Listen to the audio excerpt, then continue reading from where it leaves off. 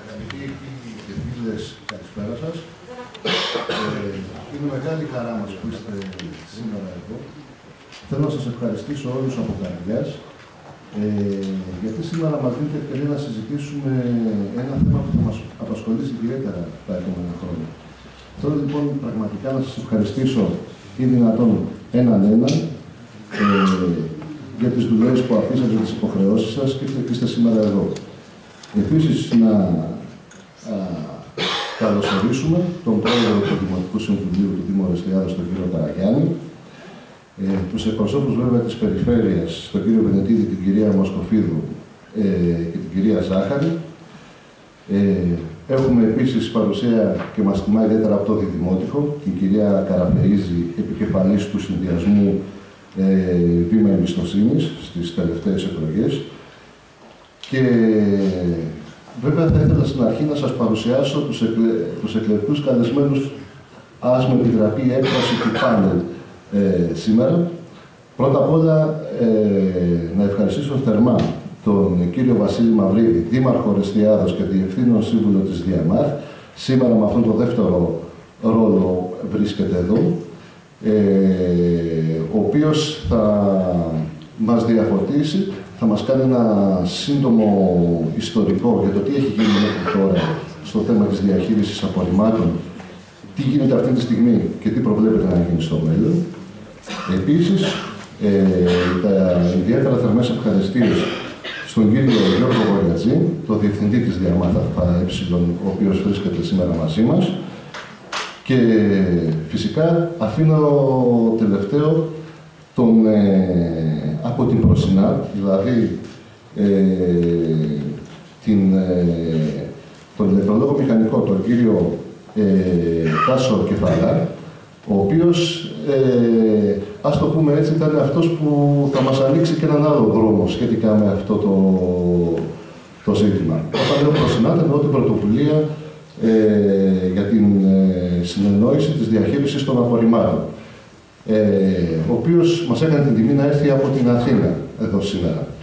Τέλος, στα δεξιά του πάνελ, αριστερά όπως βλέπετε εσείς, από το συνδυασμό είναι στο χέρι μας, είναι ο κύριος Πέτρος Τοπάρης. Σαν μια μικρή εισαγωγή και να μην σας κουράσω, ξέρετε αγαπητοί φίλοι και φίλες ότι τον τελευταίο καιρό είναι έντονα στο προσκήνιο το θέμα της διαχείρισης των απορριμμάτων των Δήμων. Όπως είναι γνωστό, οι ελληνικές κυβερνήσεις από το 2002 και μετά αποφάσισαν να πραγματοποιηθεί η διαχείριση των στερεών αποβλήτων μέσω της εφαρμογής ενός Εθνικού Σχεδίου Διαχείρισης Αποβλήτων, τη λεγόμενη ΕΣΔΑ. Τότε και όλο αυτό σε επίπεδο περιφέρειας, και γι' αυτό στα πλαίσια του σκοπού αυτού δημιουργήθηκε για την περιφέρεια Ανατολικής Μακεδονίας Θράκης η ΔΙΑΜΑΘ ΑΕ, τον οποίο εκπροσώπων έχουμε σήμερα εδώ.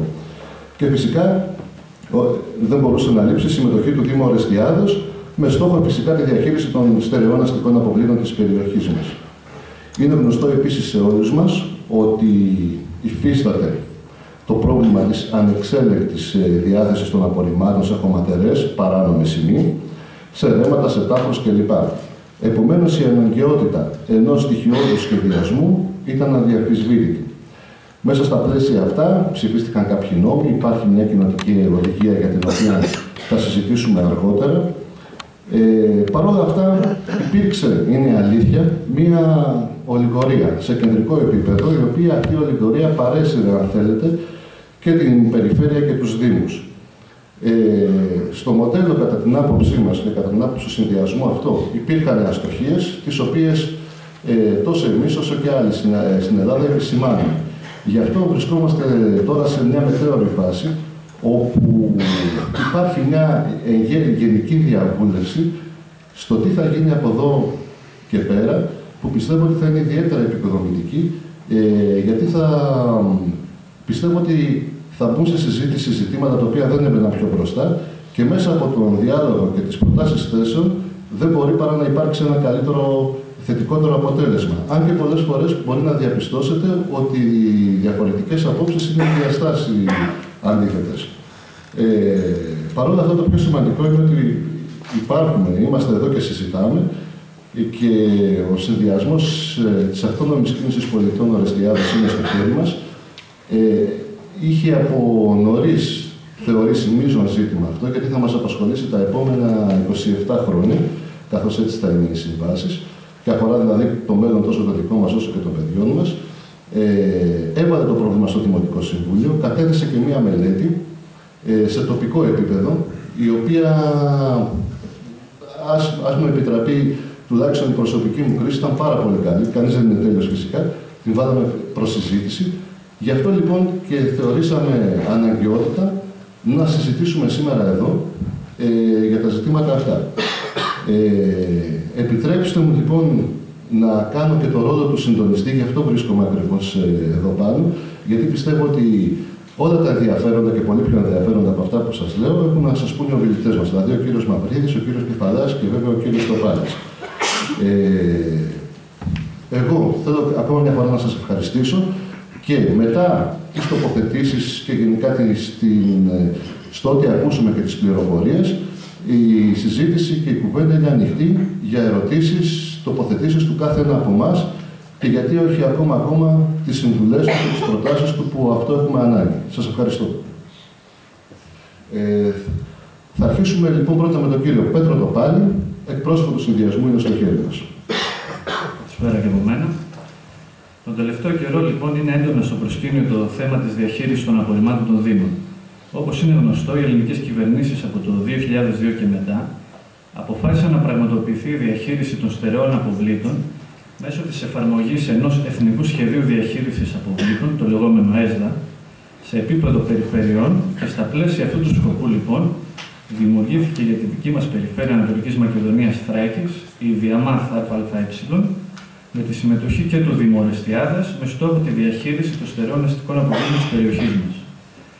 Η Διαμάθ επεξεργάστηκε λοιπόν ένα σχεδιασμό, ο οποίος παρόλο που επιχειρήθηκε να παρουσιαστεί ως μονόδρομος, είναι εξαιρετικά προβληματικός και με πολλές αδυναμίες, και τον οποίο απορρίπτουμε όχι από ιδεολειψία, αλλά γιατί δεν είναι συμβατός με τις σύγχρονες ευρωπαϊκές αντιλήψεις και οδηγίες για τη διαχείριση των απορριμμάτων και γιατί είναι ο πλέον ταπανηρός και ταυτόχρονα ο λιγότερο φιλικός προς το περιβάλλον. Συγκεκριμένο μέχρι τώρα σχεδιασμός της Διαμάθ, πρώτον, ακυρώνει σε μεγάλο βαθμό τις πολιτικές πρόληψης και μείωσης των απορριμμάτων, καθώς και της ανάκτησης υλικών μέσω της προδιαλογής. Δεύτερον, στηρίζεται στις συγκεντρωτικές μονάδες επεξεργασίας σύμμικτων απορριμμάτων, που προϋποθέτουν πολλούς σταθμούς μεταφόρτωσης, μεγάλες μεταφορές και πολλαπλές συμπιέσεις των απορριμμάτων. Τρίτον, προβλέπει αφύσικα μεγάλης δυναμικότητας μονάδες επεξεργασίας, όπως αυτός της ΜΕΑ Αλεξανδρούπολης, εξαιτίας της επιλογής να διατηρούνται τα απορρίμματα σε σύμμικτη μορφή, με ισχυρές μακρόχρονες εγγυήσεις για τις ποσότητες απορριμμάτων που θα οδηγούνται εκεί, ώστε να εξασφαλιστούν τα υπερκέρδη των μεγαλοεργολάβων που θα διαχειρίζονται τις εν λόγω μονάδες εις βάρος των δημοτών. Το παράλογο σχεδιαστικό προσανατολισμό συνοδεύουν μια σειρά από παράπλευρες συνέπειες, κυριότερες των οποίων είναι το υψηλό κατασκευαστικό και λειτουργικό κόστος των μονάδων επεξεργασίας, αλλά και όλες τις αλυσίδες της διαχείρισης. Ο προσανατολισμός στην ενεργειακή αξιοποίηση και στην πιθανή καύση, που όμως κόπιμα υποβαθμίζεται και αποκρύπτεται και θα οδηγήσει σε νέα έργα, σε νέα κόστη και σε πρόσθετα περιβαλλοντικά προβλήματα. Επίσης, η αναγκαστική προσφυγή στην πλήρη ιδιωτικοποίηση της διαχείρισης μέσω και των μακροχρόνιων συμβάσεων ΣΒΙΤ, συμπράξεων δημόσιου ιδιωτικού τομέα, που έχουν διάρκεια 25 με 27 έτη, τα τελευταία χρόνια μέσα στη δίνη της κρίσης και τη γενικευμένη εκποίηση, λίγοι παρατήρησαν ότι τα σκουπίδια μας, όπως και άλλα δημόσια αγαθά, μπήκαν στο στόχαστρο εθνικών και υπερεθνικών ακόμα εργολάβων και ομίλων. Από την πλευρά μας, σαν αυτόνομη κίνηση πολιτών για το Δήμο Ορεστιάδας, ασπαζόμαστε εντελώς διαφορετικές φιλοσοφίες για τη διαχείριση των απορριμμάτων. Μία από αυτές είναι της Διεθνούς Ένωσης Zero Waste International Alliance, η οποία συνοπτικά περιγράφεται ως εξής. Τα μηδενικά απορρίμματα είναι ένας στόχος ταυτόχρονα οραματικός και εφικτός για την πλήρη ανάκτηση των υλικών. Προϋποθέτει το σχεδιασμό και τη διαχείριση των προϊόντων και των διεργασιών έτσι, ώστε να επιτυγχάνεται ελαχιστοποίηση του όγκου και της τοξικότητας των απορριμμάτων, αλλά και διατήρηση των υλικών, αποκλείοντας έτσι την ταφή ή την καύση τους. Η υλοποίηση της αρχής μηδενικών απορριμμάτων θα οδηγήσει στην εξάλληψη απόρριψης αποβλήτων στο φυσικό περιβάλλον, δηλαδή στη γη, στον νερό και τον αέρα, τα οποία μπορούν να αποτελέσουν απειλή τόσο για τη δημόσια υγεία, όσο και για την υγεία των ζώων και των φυτών. Επιπλέον, συντασσόμαστε σε μεγάλο βαθμό και με τη φιλοσοφία του 7ου Ευρωπαϊκού Προγράμματος Δράσης για το Περιβάλλον για τα απόβλητα, που έχει ως στόχος τη μείωση της ποσότητας των παραγόμενων αποβλήτων, τη μεγιστοποίηση της ανακύκλωσης και επαναχρησιμοποίησης των αποβλήτων, τον περιορισμό της αποτέφρωσης των ανακυκλώσιμων υλικών, τη σταδιακή κατάργηση της υγειονομικής ταφής των ανακυκλώσιμων και αξιοποιήσιμων αποβλήτων. Στην Ευρωπαϊκή Ένωση, κάθε χρόνο παράγουμε 2,7 δισεκατομμύρια τόνους αποβλήτων, εκ των οποίων μόλις το 40% επαναχρησιμοποιείται ή ανακυκλώνεται, με το υπόλοιπο να καταλήγει για ταφή ή καύση. Εάν θέλουμε να καταστούν τα απόβλητα πόρος που ανατροφοδοτεί την οικονομία ως πρώτη ύλη, τότε πρέπει να δοθεί πολύ μεγαλύτερη προτεραιότητα στην επαναχρησιμοποίηση και στην ανακύκλωση. Λαμβάνοντας λοιπόν υπόψη όλα αυτά τα δεδομένα, καθώς και τη συσσωρευμένη επιστημονική γνώση για τη διαχείριση των απορριμμάτων στη χώρα μας, τα τελευταία χρόνια πολλές οικολογικές οργανώσεις και συλλογικότητες πολιτών δραστηριοποιήθηκαν έντονα εναντίον στα πορευόμενα από την κεντρική πολιτική σκηνή περιφερειακά σχέδια διαχείρισης των αποβλήτων, επεξεργαζόμενες άλλα εναλλακτικά σχέδια και μοντέλα διαχείρισης.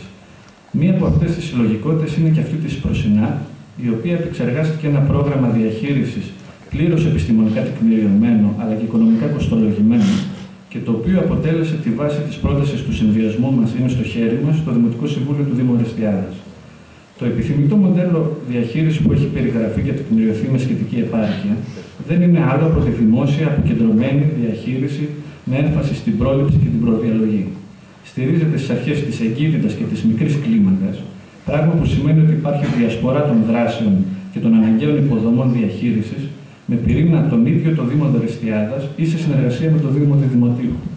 Πρόκειται για μια ριζικά διαφορετική προσέγγιση που οδηγεί με την εφαρμογή της στον περιορισμό των κεντρικών περιφερειακών υποδομών, όπως είναι οι μεγάλες μονάδες επεξεργασίας των σύμμικτων απορριμμάτων, όπως και η κεντρική σταθμή μεταφόρτωσης. Η αντιστοίχηση δράσεων και υποδομών με την πρωτοβάθμια αυτοδιοίκηση εξυπηρετεί και έναν πρόσθετο στόχο. Να διασφαλιστεί ότι ακόμη και οι μικρού ή μεσαίου μεγέθους υποδομές και δραστηριότητες δεν θα αποκοπούν από το δημόσιο και κοινωνικό έλεγχο και διαχείριση. Επιπλέον, μεγάλα πλεονεκτήματα της συγκεκριμένης πρότασης αποτελούν το πολύ μικρότερο οικονομικό κόστος, όπως και η εξασφάλιση θέσεων εργασίας σε τοπικό επίπεδο. Επιπλέον, πλεονεκτήματα της τοπικής διαχείρισης των απορριμμάτων είναι και τα εξής. Μπορούν να εφαρμοστούν ταχύτερα από οποιαδήποτε άλλη μέθοδο διαχείρισης, γιατί απαιτούν απλά μέσα και εγκαταστάσεις μικρής κλίμακας. Είναι εντάσσεως εργασίας και μπορούν να συμβάλλουν άμεσα στη μείωση της ανεργίας. Μπορούν να υποστηρίξουν συμπληρωματικά επαγγέλματα στην επαναχρησιμοποίηση και την ανακύκλωση των υλικών, στην ενημέρωση και τη διάδοση κλπ. Έχουν το χαμηλότερο κόστος εγκατάστασης και λειτουργίας και εξασφαλίζουν τα χαμηλότερα δημοτικά τέλη. Είναι η ασφαλέστερη περιβαλλοντικά λύση και η ενεργειακά αποδοτικότερη, αφού εξοικονομεί τα μεγαλύτερα ποσοστά ενέργειας. Επιπλέον, ενεργοποιούν και ευαισθητοποιούν τους πολίτες, αφού απαιτούν τη συμμετοχή τους. Έτσι επιτυχάνονται ευρύτεροι στόχοι περιβαλλοντικής ευαισθητοποίησης και συμμετοχής. Τέλος, εξασφαλίζουν τον καλύτερο κοινωνικό έλεγχο του κυκλώματος διαχείρισης των απορριμμάτων και την αντιμετώπιση των φαινομένων παράνομης διάθεσης. Φυσικά, αυτό το εναλλακτικό μοντέλο διαχείρισης δεν προωθήθηκε από την πολιτεία, γιατί δεν παράγει κέρδη για τους μεγάλους ομίλους που διακονίζονται γύρω από το σίγουρο χρήμα των σκουπιδιών. Όμως, στην ανάπτυξη σε πλήρη έκταση του μοντέλου της αποκεντρωμένης διαχείρισης των αποβλήτων, δεν θα μπορούσε να αναλάβει άλλος πέρα από έναν από τους εμπνευστές της, και πρόκειται για τον προσκεκλημένο της εκδήλωσής μας, τον ηλεκτρολόγο μηχανικό Αναστάσιο Κεφαλά, που ήρθε από την Αθήνα, ως εκπρόσωπος της Προσινά, τον οποίο και ευχαριστούμε που αποδέχτηκε την πρόσκλησή μας για να έρθει από τόσο μακριά. Όμως, πρώτα θα μιλήσει ο εκπρόσωπος Διανάθ, ο κ. Βασίλης Μαυρίδης, τον οποίο ευχαριστούμε και εμείς για την παρουσία του εδώ πέρα και του παραχωρώ τον λόγο. Ευχαριστώ πολύ. Αγαπητοί φίλοι, αυτές ήταν πάνω κάποιες θέσεις του συνδυασμού, είναι στο χέρι μας. Καταρχήν να πω και να καλωσορίσω τη βουλευτή του ΣΥΡΙΖΑ, την κυρία Νατάσα Γκαρά, η οποία ήρθε μόλις τώρα, και τον κύριο Παπαϊωάννου, τον αντιδήμαρχο Πρασίνου και Καθαριότητας στην Ορεστιάδα, οι οποίοι ήρθαν με πολύ μικρή καθυστέρηση, οπότε δεν προλάβαμε και να σας εκφωνήσουμε. Τώρα, αγαπητοί φίλοι και φίλες, ο κ. Βασίλης Μαυρίδης δήμαρχος της πόλης μας, αλλά και διευθύνων σύμβουλος της Διαμάθ, θα μας κάνει ένα σύντομο ιστορικό για το τι έχει γίνει, σε ποια φάση βρίσκεται τώρα η γενικότερη πολιτική που πρέπει να γίνει, αν αυτή αλλάζει, θα αλλάξει, πρόκειται να αλλάξει σε κάποια σημεία και τι πρόκειται να γίνει από εδώ και πέρα. Κύριε Μαυρίδη. Σας ευχαριστώ πάρα πολύ. Καταρχήν να καλωσορίσω και εγώ τον επιτρό σας προσκεκλημένο που έχει έρθει από Αθήνα και νομίζω ότι κάθε άποψη πάνω στο θέμα της διαχείρισης των απορριμμάτων πέρα από σεβαστή μπορεί να είναι και πολύ χρήσιμη. Να καλωσορίσω εγώ με τη σειρά μου και την κυρία Βουλευτή, την κυρία Καρά, την κυρία Περιφερειακή, την κυρία Ζάχαρη, τους Περιφερειακούς Συμβούλους, την κυρία Βελίδη, την κυρία Μοσχοφίδου, την κυρία Καραφίζα από το Δημοτικό, τον πρόεδρο του Δημοτικού Συμβουλίου, τον αντιδήμαρχο του κ. Παπαγιάννου, την κυρία Λιντερίδου. Και να πω ότι εμείς ως Διαμάθ πλέον, και ένα μικρό δείγμα είναι η σημερινή παρουσία και η δική μου αλλά και του διευθυντή της Διαμάθ, έχουμε ξεφύγει από αυτό που κάποιος θα θεωρούσε δογματικό πλαίσιο ή ότι δεν υπάρχει περιθώριο για τροποποίηση, για αλλαγή, για υιοθέτηση οποιασδήποτε άποψης που θεωρούμε ότι κινείται σε δύο άξονες. Και ο πρώτος άξονας, που νομίζω ότι όλοι συμφωνούμε και είναι αυτός που προέχει, είναι η όσο το δυνατόν μεγαλύτερη προστασία του περιβάλλοντος, μια θέλει κάποιος να το πει η επιβάρηση σε μεγάλο ποσοστό, και κατά δεύτερον, για να είμαστε ρεαλιστές, το οικονομικό κόστος από τη διαχείριση απορριμμάτων, το οποίο πρέπει να είναι όσο το δυνατόν μικρότερο, γιατί γνωρίζετε ότι επιβαρύνει αποκλειστικά τους δημότες λόγω της νομοθεσίας μέσω των δημοτικών τελών. Με αυτό το σκεπτικό, ξεκινήσαμε εδώ και 2 μήνες μια νέα προσπάθεια, θα τη χαρακτήριζα. Και μάλιστα με όλη την ειλικρίνεια θα σας πω ότι αν αυτή η εισαγωγή του κ. Τοπάλη γινόταν πριν 2 μήνες, θα με έβρισκε απόλυτα σύμφωνο. Έχουν αλλάξει κάποια πράγματα. Και δεν το λέω αυτό με την έννοια να ευλογήσουμε τα γένια μας σαν νέο διοικητικό συμβούλιο ή σαν νέα νοοτροπία. Απλώς έχουμε προσαρμοστεί από τη μία στην κείμενη νομοθεσία που υπάρχει και στα ασφυκτικά χρονικά περιθώρια που έχει. Άρα πρέπει να γίνουν κάποιες άμεσες ενέργειες μέχρι τον Αύγουστο. Και κατά δεύτερον, σε έναν πιο μακροχρόνιο σχεδιασμό με χρονικό ορίζοντα το 2020, έτσι ώστε να μιλάμε για διαχείριση απορριμμάτων με αυτόν τον σχεδιασμό, με κατευθύνσεις και άξονες που θα βασίζονται πάνω σε αυτά που προείπατε. Δεν θέλω να διευκρινίσω ότι σε αυτήν την προσπάθεια δεν υπάρχουν αντίπαλες πλευρές. Ειλικρινά σας το λέω. Ούτε θα επικαλεστώ την περιβαλλοντική ευαισθησία κάποιου παραπάνω. Όλοι είμαστε εδώ για να κινηθούμε σε αυτούς τους δύο άξονες που προείπα. Προστασία περιβάλλοντος, μικρότερο οικονομικό κόστος. Εγώ θα σας κάνω μια μικρή αναφορά για το ποια είναι η κατάσταση αυτή τη χρονική στιγμή που μιλάμε. Πώς ήταν ο σχεδιασμός, τι προσπαθούμε να αλλάξουμε, τι πρέπει να πετύχουμε, βραχυπρόθεσμα και μεσοπρόθεσμα μέχρι τον Αύγουστο και πώς θέλουμε να κινηθούμε τα επόμενα χρόνια για να ξεκαθαρίσουμε τη θέση μας σαν Διαμάθ στην περιφέρεια στη διαχείριση των απορριμμάτων, μια και καλή.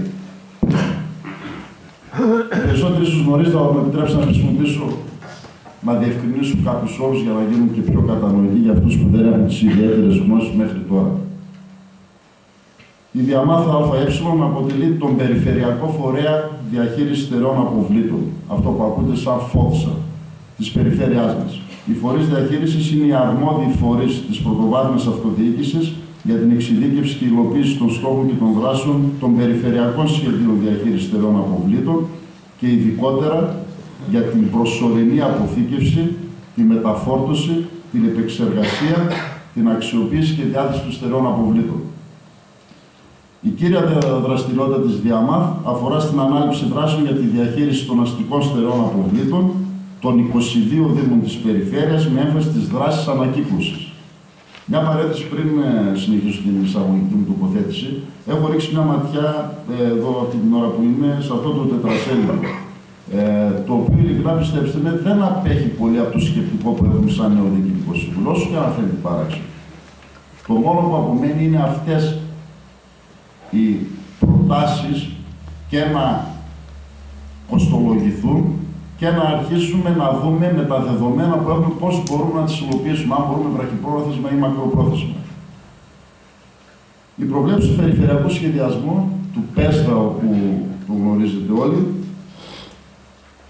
αυτός αποτελεί την εφαρμογή του Εθνικού Σχεδίου Διαχείρισης Αποβλήτων, του ΕΣΔΑ, σε επίπεδο περιφέρειας. Αρχικά εγκρίθηκε το 2002 και αναθεωρήθηκε το 2006, ξανααναθεωρήθηκε το 2009, με αποφάσεις του Γενικού Γραμματέα της Περιφέρειας, όπως προβλέπει την νομοθεσία. Οι περιβαλλοντικές υποδομές που προβλέπει το ΠΕΣΔΑ τώρα, εδώ θα κάνω άλλη μια παρένθεση, είμαστε σε φάση της επικαιροποίησης του ΠΕΣΔΑ. Είχε γίνει το 2009, καταλάβαμε και εθνικά κατάλαβαν, αλλά ιδίως εμείς περιφερειακά καταλάβαμε ότι πρέπει να τον επικαιροποιήσουμε, να βάλουμε νέα στοιχεία μέσα, να αλλάξουμε, να διορθώσουμε στρεβλώσεις, έτσι ώστε να παρουσιάσουμε έναν καινούριο περιφερειακό σχεδιασμό που θα ανταποκρίνεται πιο ρεαλιστικά στις ανάγκες της περιφέρειάς μας. Οι περιβαλλοντικές υποδομές που προβλέπει ο υπάρχον ΠΕΣΔΑ είναι δίκτυο μεταφόρτωσης απορριμμάτων. Πρόκειται για ένα δίκτυο μεταφόρτωσης απορριμμάτων με 15 σταθμούς μεταφόρτωσης απορριμμάτων, ΣΜΑ, έχουμε και στη Βύσσα, το ΣΜΑ που δεν λειτουργεί ακόμη, είναι έτοιμος. Λοιπόν, τι γίνεται, στο ΣΜΑ, τα μικρά απορριμματοφόρα οχήματα των Δήμων μεταφορτώνουν τα απόβλητα σε μεγαλύτερης χωρητικότητας και υψηλής εμπειρίας απορριμματοφόρα, τους λεγόμενους σειρμούς μεταφόρτωσης. Με τη μεταφόρτωση μειώνονται τα απαιτούμενα δρομολόγια μεταφοράς των αποβλήτων από ένα Δήμο σε μια κεντρική μονάδα επεξεργασίας ή διάθεσης. Αυτός είναι ο σχεδιασμός που υπάρχει, το τονίζω, και θα συζητήσουμε πάνω σε αυτό και τι αλλαγές θέλουμε να κάνουμε και τι ήδη έχουμε κάνει. Έτσι εξοικονομούνται ανθρωποώρες, γίνεται οικονομία σε καύσιμα και εκπέμπονται λιγότερα καυσαέρια. Με πολύ απλά λόγια, μικρό απορριμματοφόρο πηγαίνει τα απορρίμματα, φορτώνεται σε ένα μεγαλύτερο και πάμε να τα διαθέσουμε σε χώρους που θα σας εξηγήσουν παραπέρα. Οι θέσεις αυτή τη στιγμή των ΣΜΑ, αυτών των σταθμών μεταφόρτωσης, είναι Βύσσα, Διδημότυχο Σουφλής Αμοθράκη, Φέρες Άπης Κομοτηνή Ξάνθη, Μίκη Χρυσούπολη, Καβάλα Θάσος Ελευθερούπολη, Δράμα και Κάτω Νευροκόπη. Από αυτούς που σας ανέφερα, μέχρι τώρα δεν έχουν κατασκευαστεί ο ΣΜΑ της Καβάλας και ο ΣΜΑ της Μίκης. Πάμε στο δίκτυο ανακύκλωσης αποβλήτων συσκευασίας. Πρόκειται για ένα δίκτυο με 6 κέντρα διαλογής ανακυκλώσιμων υλικών. Αυτά που ακούτε ως ΚΔΑΙ. Στα ΚΔΑΙ γίνεται η διαλογή των αποβλήτων συσκευασίας σε ρεύματα υλικών. Υπάρχουν τα ρεύματα που είναι για γυαλί, πλαστικό, αλουμίνιο, χαρτί και χαρτόνι, τα οποία συλλέγονται στους μπλε κάδους ανακύκλωσης. Ακολούθως, τα επιμέρους υλικά συγκεντρώνονται και συμπιέζονται σε δέματα, ώστε να αποσταλούν σε επιμέρους βιομηχανίες ανακύκλωσης. Η πρόβλεψη του ΠΕΣΔΑ, του Περιφερειακού Σχεδιασμού, αφορούσε την κατασκευή ΚΔΑΙ στο Διδημότυχο, στην Αλεξανδρούπολη, στην Κομοτηνή, στην Ξάνθη, στη Δράμα και στην Καβάλα. Μέχρι σήμερα έχουν κατασκευαστεί όλα τα ΚΔΑΙ εκτός της Καβάλας. Ήδη λειτουργούν το ΚΔΑΙ της Αλεξανδρούπολης από το 2010, της Δράμας από το 2013 και προγραμματίζεται η άμεση έναρξη λειτουργίας των υπολείπων ΚΔΑΙ, δηλαδή της Ξάνθης, της Κομοτηνής και του Δημοτικού. Πάμε στο μεγάλο θέμα που απασχολεί πολλούς και μας έχει προβληματίσει και εμάς πάρα πολύ. Είναι η κατασκευή και η λειτουργία 2 ολοκληρωμένων εγκαταστάσεων διαχείρισης απορριμμάτων. Ο ΕΔΑ, για να μιλάμε με τα αρχικά. Η μία ο ΕΔΑ χωροθετείται στον ανατολικό τομέα, ενώ της περιφέρειας, δηλαδή στο νομό Εύρου, για την εξυπηρέτηση των νομών Εύρου και Ροδόπης. Και η δεύτερη ο ΕΔΑ χωροθετείται στο δυτικό τομέα, στο νομό Καβάλας, για την εξυπηρέτηση των νομών Δράμας, Καβάλας και Ξάνθης. Η κάθε μία ΟΕΔΑ θα περιλαμβάνει μονάδα επεξεργασίας απορριμμάτων, που ανέφερε ο κ. Στουπάλης, ΜΕΑ, τα μεγάλα εργοστάσια, αυτά που τα χαρακτηρίζουν κάποιοι και εμείς τα χαρακτηρίζουμε φαραωνικά, δεν έχω κανένα πρόβλημα να το αναφέρω. Και θα έχει και χώρο υγειονομικής ταφής υπολειμμάτων, χιτή. Δηλαδή έχουμε μια μεγάλη μονάδα, ΜΕΑ, και δίπλα έχουμε χιτή. Σε κάθε ΜΕΑ προβλέπεται, τονίζω και θα γίνω κουραστικός, με τον σχεδιασμό των περιφερειακών που υπήρχε μέχρι τώρα, η υποδοχή και επεξεργασία των σύμμικτων απορριμμάτων, ενώ τα υπολείμματα που θα προκύπτουν, αυτά τα λίγα ή πολλά θα δούμε, αυτό είναι σχετικό, θα οδηγούνται προς υγειονομική ταφή. Ο ΕΔΑ του Ανατολικού τομέα, αυτό που λέμε στην Αλεξανδρούπολη, βρίσκεται τώρα στη φάση των διαγωνισμών για την ανάδειξη αναδόχων κατασκευής με ακεχητή, έπειτα από σύναψη προγραμματικών συμβάσεων μεταξύ της ΔΙΑΜΑΘ και του Δήμου Αλεξανδρούπολης. Ο διαγωνισμός της ΜΕΑ προχωράει μέσω του συστήματος σύμπραξης δημοσίου και ιδιωτικού τομέα, ΣΔΙΤ, και θα ανοίξουμε νομίζω στη συνέχεια την συζήτηση και για τους ΣΔΙΤ και ποια είναι η άποψη της ΔΙΑΜΑΘ. Και βρίσκεται στη φάση του ανταγωνιστικού διαλόγου. Ο διαγωνισμός του χιτή μέσω του συστήματος μελέτη κατασκευή είναι σε εξέλιξη. Ένας διαγωνισμός που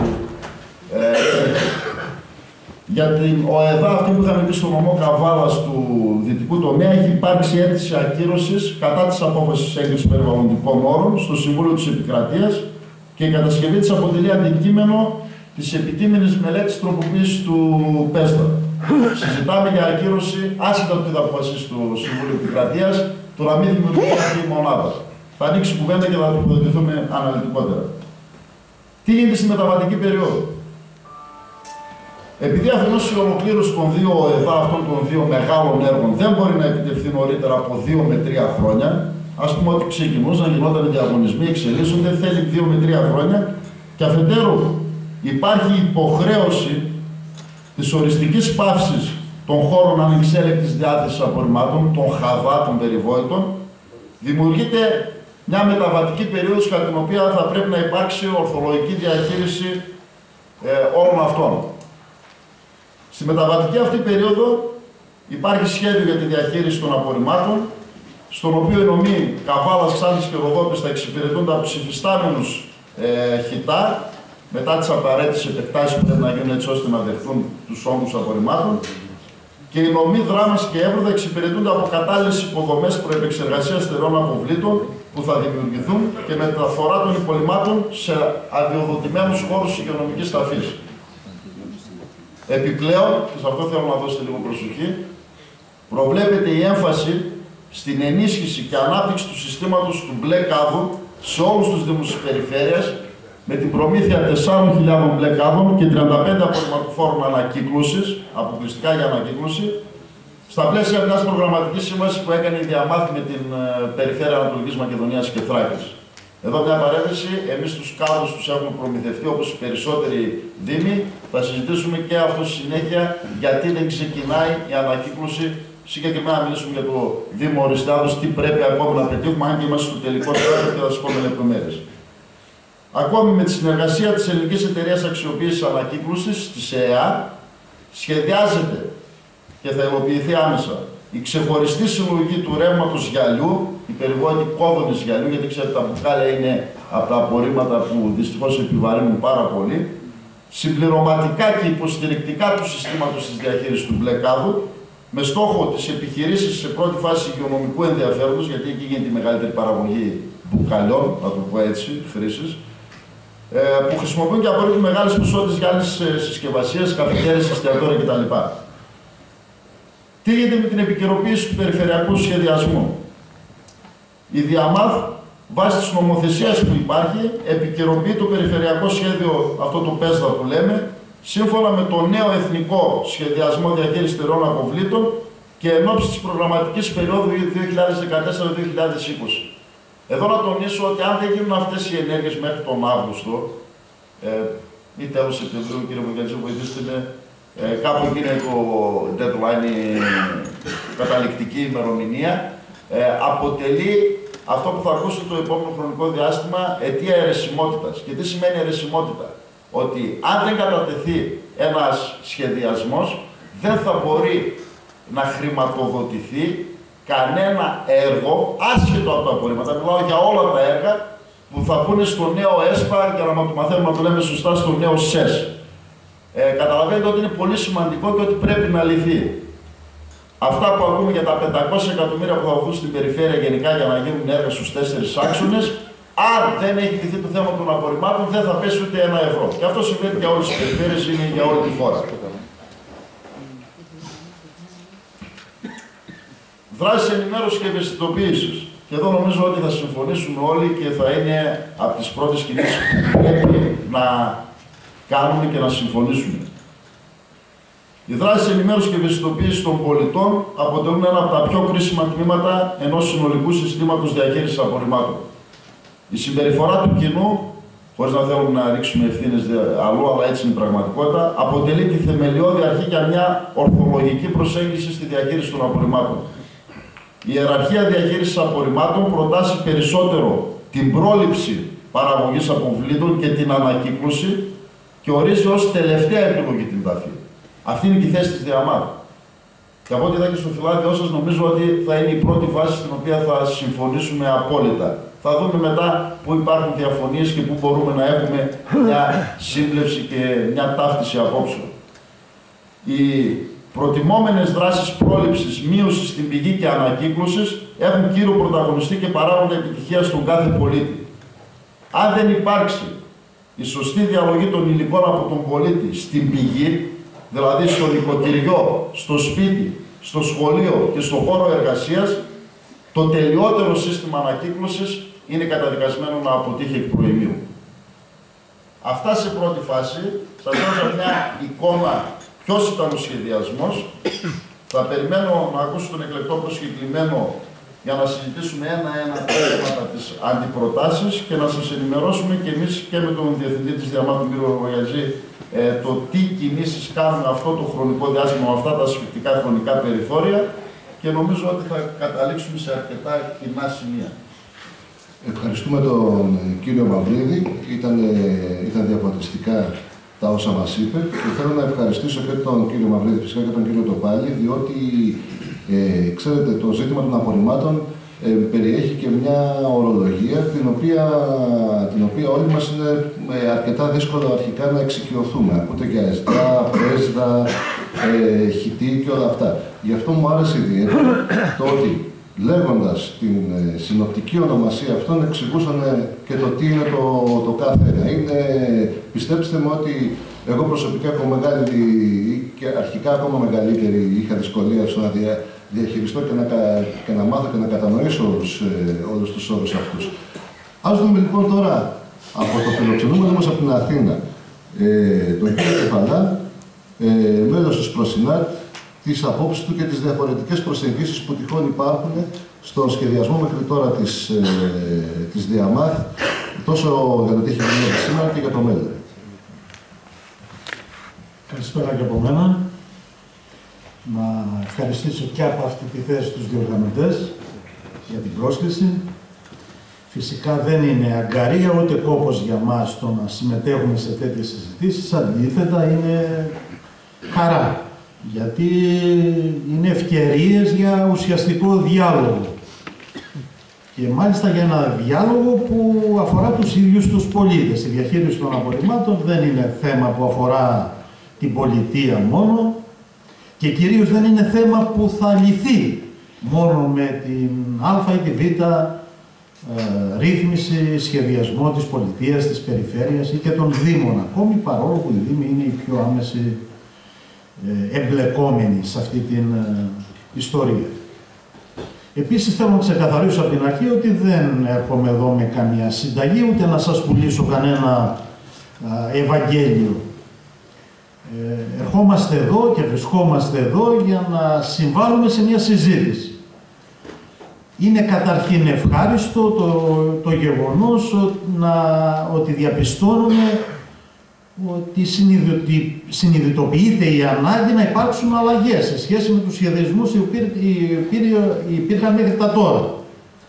Φυσικά, στη βάση της δικής μου κριτικής θα είναι ο υφιστάμενος σχεδιασμός μέχρι να υπάρξει ο καινούριος. Όχι γιατί δεν και καλά πρέπει να βρούμε τα στραβά, αλλά γιατί καλό είναι να ξέρουμε την πιο ακραία, ας το πούμε, εκδοχή των σχεδιασμών που υπήρχαν μέχρι τα σήμερα για να αναζητήσουμε όσο γίνεται καλύτερους τρόπους για ένα άλλο εναλλακτικό μοντέλο διαχείρισης. Φυσικά, το αντιλαμβάνεστε κι εσείς από όσα ήδη έχουν ακουστεί μέχρι τα τώρα, αλλά και από την ίδια σας την εμπειρία θα το ξέρετε, ότι το να μιλάς για τη διαχείριση των απορριμμάτων σήμερα, το πώς γίνεται σήμερα, είναι σαν να μιλάς για ιστορίες παραλόγου, για υποθέσεις επιστημονικής φαντασίας. Αυτό δεν είναι σχήμα λόγου. Ισχυρίζομαι αυτό το πράγμα γιατί, όπως το ακούσατε για τον κύριο Δήμαρχο προηγουμένως, ενώ βρισκόμαστε στο 2015, ενώ οι πάντες υποτίθεται ότι έχουμε υιοθετήσει ότι το σωστό στη διαχείριση των απορριμμάτων είναι αυτή η διαχείριση που πρέπει να γίνεται με αυτή τη σειρά. Η πρόληψη δηλαδή, να μειώνουμε τα σκουπίδια, να μην έχουμε πολλά σκουπίδια. Να επαναχρησιμοποιούμε όσα μπορούμε να επαναχρησιμοποιήσουμε από αυτά που πολλές φορές θεωρούμε άχρηστα και τα ονομάζουμε σκουπίδια. Να κάνουμε ανακύκλωση, να τα ξαναβάζουμε δηλαδή στον κύκλο της ζωής τα υλικά αυτά που βρίσκονται μέσα στα αστικά απορρίμματα. Είναι η άλλου είδους ανάκτηση, όπως η κομποστοποίηση των οργανικών, που είναι μεγάλο, το μεγαλύτερο μέρος των αστικών απορριμμάτων. Ή και η ενεργειακή αξιοποίηση. Και τελευταίο να είναι η ταφή. Το περίεργο και το παράλογο που σας έλεγα βρίσκεται στο γεγονός ότι αυτό που υπήρχε σαν σχεδιασμός και σαν πρακτική των περιφερειών και των δήμων μέχρι τα σήμερα είναι τα έργα προτεραιότητας, έργα προτεραιότητας να θεωρούνται όχι αυτά που αφορούν τα πρώτα πράγματα που πρέπει να κάνουμε, την πρόληψη, την ανακύκλωση, την ανάκτηση κλπ, αλλά τα τελευταία. Δηλαδή το πώς θα διαχειριζόμαστε σύμμικτα, δηλαδή ανακατεμένα σκουπίδια και πώς θα τα θάβουμε. Κυρίως πώς θα τα θάβουμε μέχρι τα σήμερα. Πώς τεκμηριώνεται αυτό? Δείτε τι κάνουμε τα σκουπίδια σήμερα. Στη δική σας την περιφέρεια, σύμφωνα με τις μελέτες του Εθνικού Σχεδιασμού. Το 84% πηγαίνει για ταφή. Είτε σε νόμιμους χώρους, αδειοδοτημένους χώρους για ταφή, είτε σε παράνομους χώρους ταφής. Εγώ θεωρώ ότι είναι μεγαλύτερο. Είναι ωρεοποιημένη η κατάσταση. Μόνο ένα 13,6% είναι ανακύκλωση και υποθέτουν οι μελετητές, κανείς δεν το έχει μετρήσει, τουλάχιστον εμείς δεν έχουμε δει πουθενά τέτοια στοιχεία, ότι κάνουμε και ανάκτηση οργανικών 2,3%. Από το 45-50% που είναι στο σύνολό του στα οργανικά. Αυτή είναι η διαχείριση που κάνουμε σήμερα. Δηλαδή, όπως είπε και ο κύριος Δήμαρχος προηγουμένως, κάνουμε αυτό που έπρεπε να είναι η τελευταία μας επιλογή, η ταφή. Αλλά πολλές φορές δεν έχουμε διασφαλίσει ούτε καν την ασφαλή ταφή. Και είναι αποφάσεις υπουργικές των τελευταίων ημερών που αναγκάζουν, που οδηγούν δήμους να οδηγούν τα σκουπίδια τους, όχι σε διπλανούς νομούς, σε άλλες περιφέρειες για να τα θάψουν.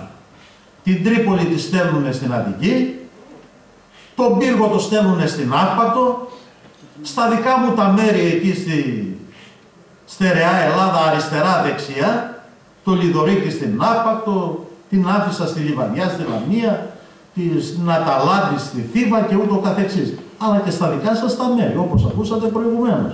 Υπάρχει υπουργική απόφαση πριν από λίγο καιρό, μάλλον δεν έχει αρχίσει να υλοποιείται ακόμα, γιατί ούτε καν αυτό δεν μπορεί να υλοποιηθεί, δεν μπορούν να υποδεχτούν δηλαδή οι άλλες περιοχές.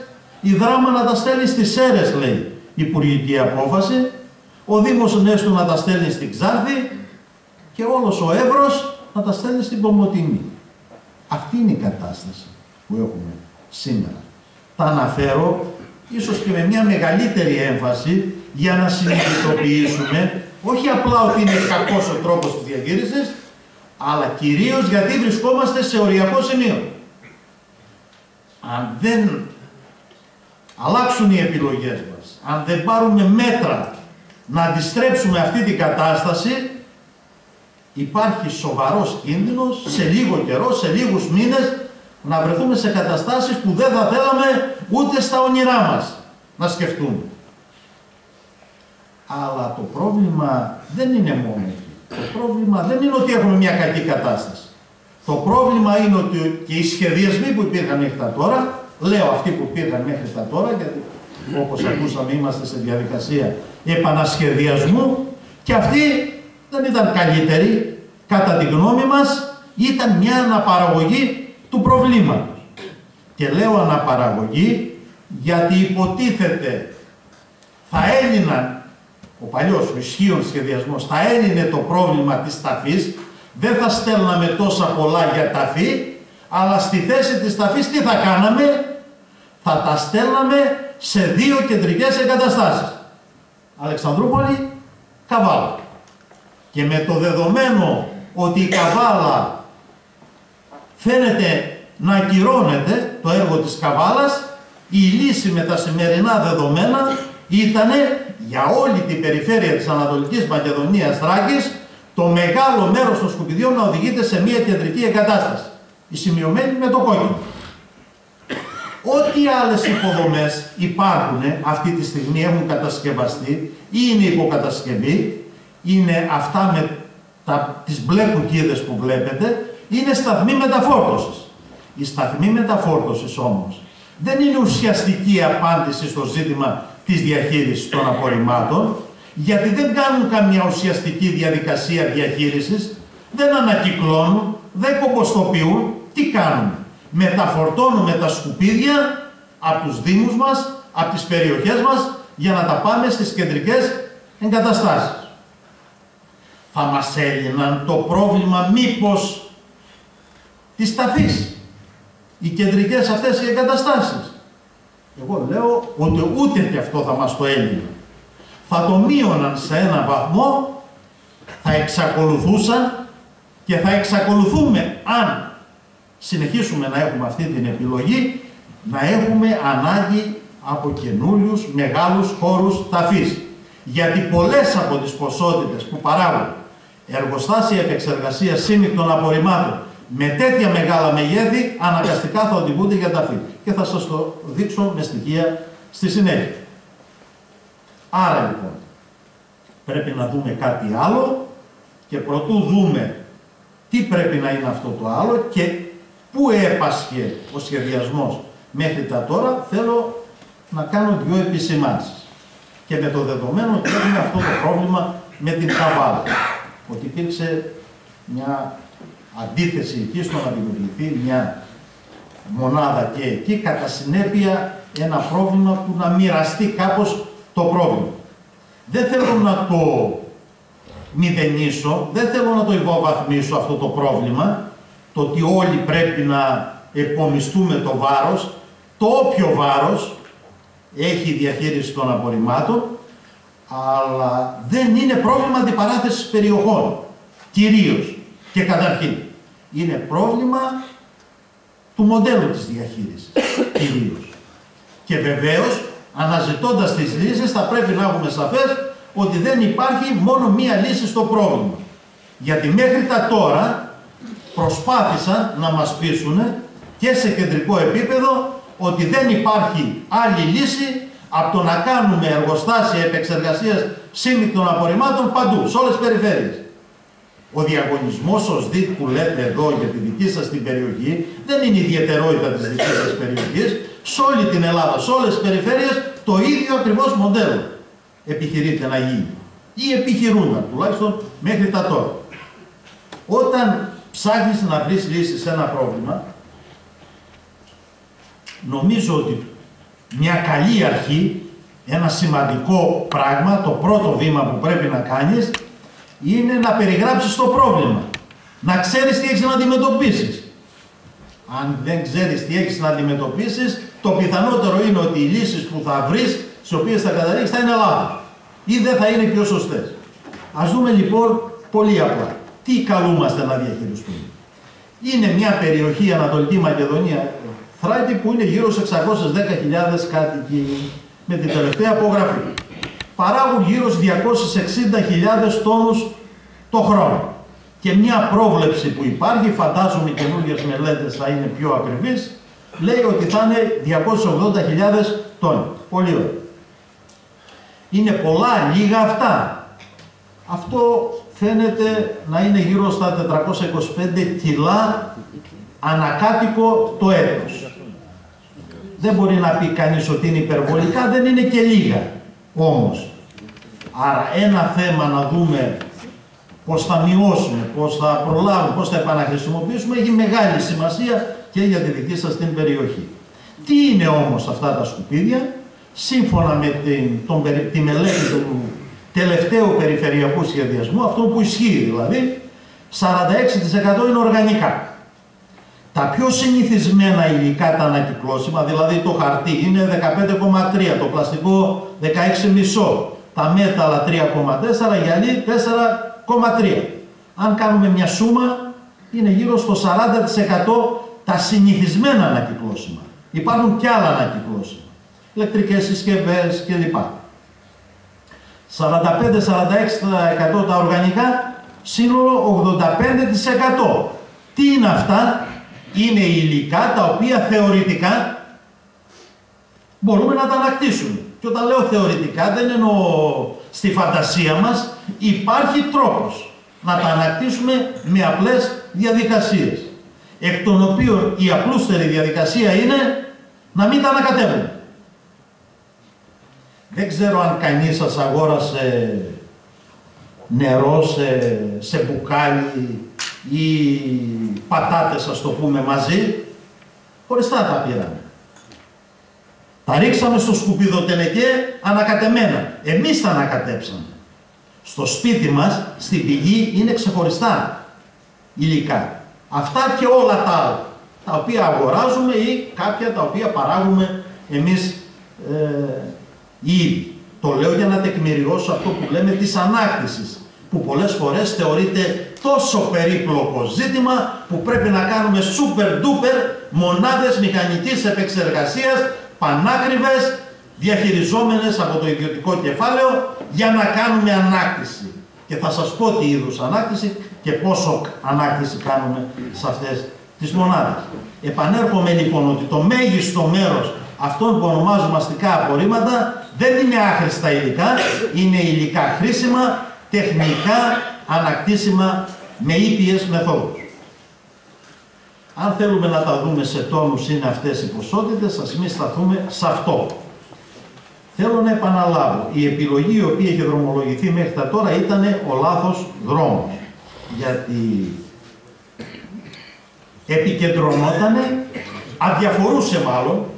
αδιαφορούσε για αυτά τα πράγματα. Για την πρόληψη, για την επαναχρησιμοποίηση, για την ανακύκλωση, για την ανάκτηση. Και το μεγάλο ενδιαφέρον ήταν, το κυρίως ενδιαφέρον ήταν πώς θα τα μεταφέρω σε κεντρικές μονάδες επεξεργασίας. Και το ρίσκο αυτής της επιλογής, εκτός όλων των άλλων, του περιβαλλοντικού, του οικονομικού, του κοινωνικού που θα είχε αν υλοποιούνταν, είναι και το να μην γίνει αποδεκτή σε κάποιες περιοχές, όπως έγινε με την περίπτωση της Καβάλας. Με αποτέλεσμα, ο διαγωνισμός ο οποίος έχει προκηρυχθεί για τη μονάδα της Αλεξανδρούπολης να λέει πολύ καθαρά ότι προβλέπεται για τη Ροδόπη και για τον Εύρο αυτή η μονάδα, αλλά είναι πολύ πιθανό να εξυπηρετήσει ολόκληρη την περιφέρεια. Είναι στους όρους του διαγωνισμού. Έγινε ο διαγωνισμός, έχει γίνει η προεπιλογή, βρίσκεται σε κάποιο σημείο σήμερα. Από τη στιγμή που τα ξανασυζητάμε, θεωρώ ότι εντάξει, είναι όλα ανοιχτά στο τραπέζι. Ποια είναι τα αρνητικά, για να τα πω συνοπτικά, αυτής της επιλογής η οποία είχε γίνει μέχρι τώρα? Η διαδικασία των ΣΔΙΤ είναι ένα αρνητικό στοιχείο για μένα. Δηλαδή, ένα ακόμη στοιχείο εκχώρησης στο ιδιωτικό κεφάλαιο της διαχείρισης των απορριμμάτων, που κανονικά για τέτοιου είδους δραστηριότητα δημόσιου ενδιαφέροντος, δημόσιου ωφέλους, θα έπρεπε να είναι στην ευθύνη της αυτοδιοίκησης. Η μέθοδος του ανταγωνιστικού διαλόγου που ακούσατε επίσης είναι ένα ζήτημα. Να σας το πω λίγο πιο απλά τι σημαίνει. Σημαίνει ότι ο διαγωνισμός εδώ, η προκήρυξη, τα τεύχη, δεν υποδεικνύουν ούτε ζητάνε προσφορές από τους εργολάβους για να εκτελέσουν ένα συγκεκριμένο έργο. Του λένε ότι έχω τόσες χιλιάδες τόνους σκουπίδια, πρότεινε μου εσύ αυτή τη λύση, την τεχνική λύση. Πώς θα τα διαχειριστώ? Σαν να θες να φτιάξεις ένα σπίτι και να καλέσεις τον αρχιτέκτονα, τον πολιτικό μηχανικό και να του πεις φτιάξε μου σπίτι. Είμαστε 4 άτομα, μια οικογένεια, έχουμε τόσα λεφτά και λοιπά, φτιάξε μου εσύ. χωρίς τίποτε άλλο. Τι θέλω να έχει, προς τα πού να κοιτάει, από εδώ πόρτες, παράθυρα, μόνος κλπ. Γιατί το αναφέρω αυτό? Γιατί στην ουσία με αυτόν τον τρόπο δεν εμπλέκεται καθόλου η πολιτεία, ο φορέας διαχείρισης, η περιφέρεια, με τον τρόπο διαχείρισης. Δεν λέει με ποιο τρόπο θέλει να το διαχειριστεί, ούτε καν. Τι σημαίνει πρακτικά? Σημαίνει ότι ακόμη όχι μόνο την κατασκευή, την υλοποίηση των έργων, αλλά και τον ίδιο τον σχεδιασμό τον εκχωρεί στους εργολάβους.